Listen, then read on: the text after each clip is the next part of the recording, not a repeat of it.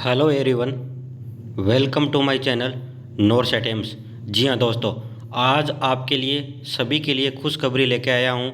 जो हमारे साथी सेंट्रल गवर्नमेंट की नर्सिंग ऑफिसर की प्रिपरेशन कर रहे हैं ना, उनके लिए आज की तारीख में एक अच्छी वैकेंसी आई है। कहाँ से वैकेंसी आई है और पूरी डिटेल मैं इस वैकेंसी के आपको बारे में बताऊंगा। पहली बात मैं बताने देना चाहता हूँ, इसके अंदर फ्रेशर जेएनएम साथ में ऑल इंडिया कैंडिडेट अप्लाई कर सकते हैं। सैलरी रहेगी सेम एम्स की।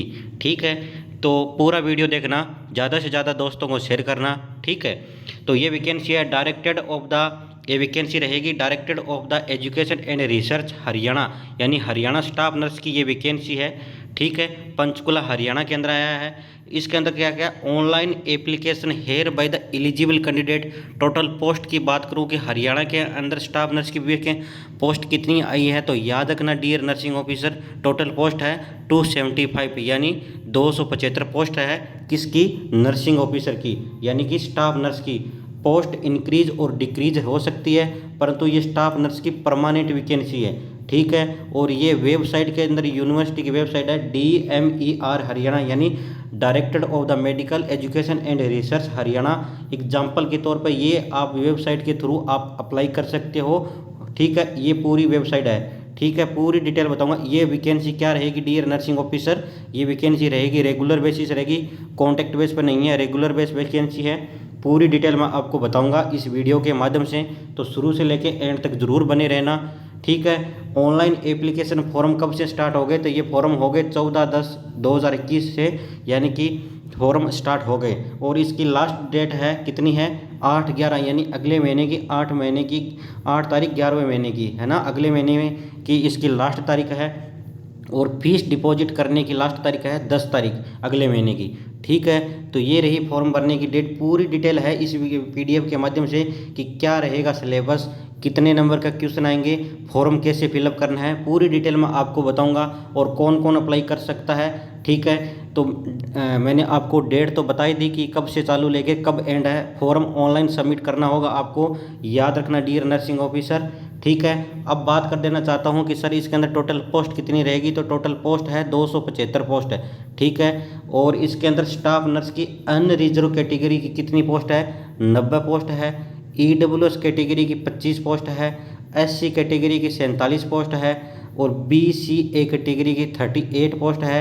ESM अनरिजर्व पोस्ट की 15, BCB की 28, ESM BCA की 3 पोस्ट, ESM SC की 5 पोस्ट, और ESM BCB की कितनी? 8 पोस्ट है, 8 पोस्ट है। ठीक है, ESP अनरिजर्व कैटेगरी की 3 पोस्ट, ESP SC की 3। ठीक है, ये सभी कैटेगरी हरियाणा के अंदर मिलेगी।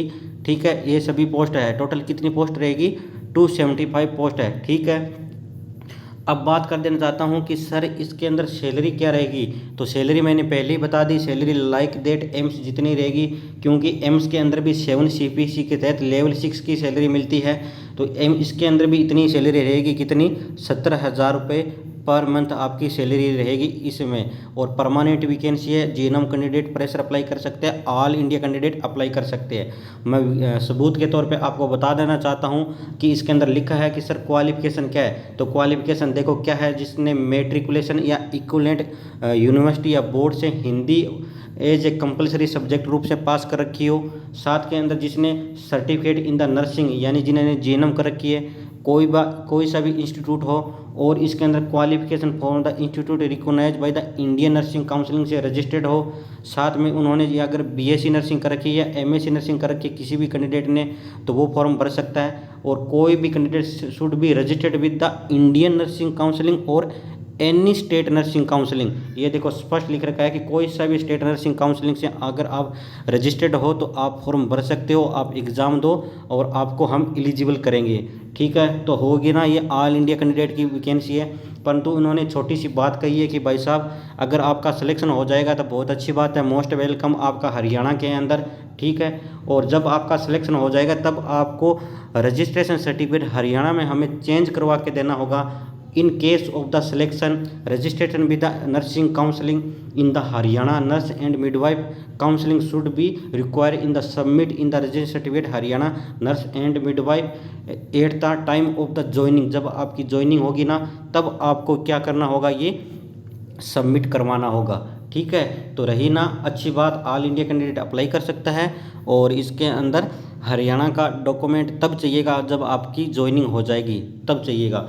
जो अन्य रिजर्व कैटेगरी के अंदर जो अन्य स्टेट के विद्यार्थी हैं, यानी हरियाणा से छोड़कर बाकी किसी भी राज्य से कोई भी विद्यार्थी बिलोंग करते हैं, तो उनको मेल कैटेगरी के अंदर 1000 रुपये आपको फीस डिपॉजिट करनी होगी फॉर्म फीस की, और फीमेल की 500 रुपये। और अगर कोई भी हरियाणा का कैंडिडेट है ना, तो उसको 250 रुपये देनी होगी मेल को, और 125 यानी 125 रुपये देनी होगी किसको, फीमेल को।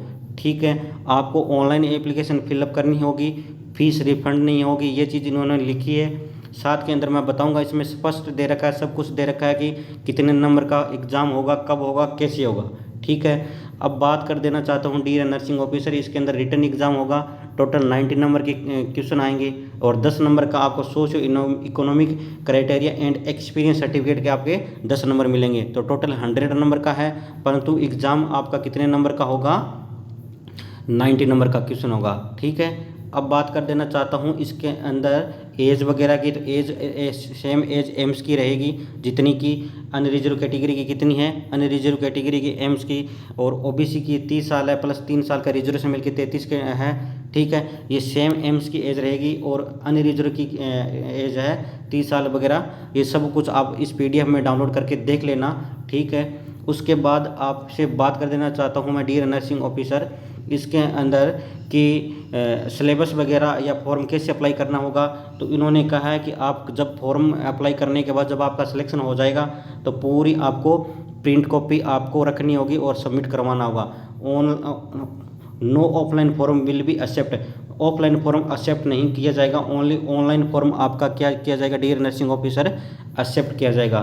ठीक है, उसके बाद इस नोटिफिकेशन को देखते हैं। इसके अंदर लिखा है उन्होंने कि document are the upload in the form, form के अंदर कौन कौन से डॉक्यूमेंट आपको अपलोड करने हैं। तो याद रखना डियर नर्सिंग ऑफिसर, इसके अंदर आपको स्कैन कॉपी अपलोड करनी होगी एसेंशियल क्वालिफिकेशन की, यानी कि मैट्रिक सोन यानी डेट ऑफ बर्थ यानी 10वीं की, मार्क ऑन द +2 यानी 12वीं की, प्लस जिन्होंने ग्रेजुएशन कर रखी है यानी BSc नर्सिंग, जिन्होंने डिप्लोमा कर रखा है यानी कि GNM, जिन्होंने DA डिग्री कर रखी है ये है BSc नर्सिंग, ग्रेजुएशन यानी कि जिन्होंने MSc नर्सिंग कर रखी है, post graduate certificate in the registration यानी रजिस्ट्रेशन सर्टिफिकेट आपको अपलोड करना होगा, चाहे भाई कोई सा भी स्टेट का हो, पहले आपको अपलोड कर देना है एक बार। विथ नर्सिंग काउंसलिंग ETC यानी कोई सी भी काउंसलिंग का आपका रजिस्ट्रेशन सर्टिफिकेट है वो आप अपलोड कर देना। आपको स्कैन कॉपी अपलोड करनी होगी किसकी, सर्टिफिकेट की। ठीक है, जो कौन सा होगा, एक्सपीरियंस सर्टिफिकेट। उसके बाद आपको सबमिट करना होगा। अगर आप कोई स्पोर्ट्स पर्सन है तो स्पोर्ट्स के सर्टिफिकेट आपको अपलोड करना होगा। अगर हरियाणा से बिलोंग करते हो तो आपको हरियाणा का मूल निवास यानी डोमिसाइल सर्टिफिकेट, कास्ट सर्टिफिकेट आपको अपलोड करना होगा।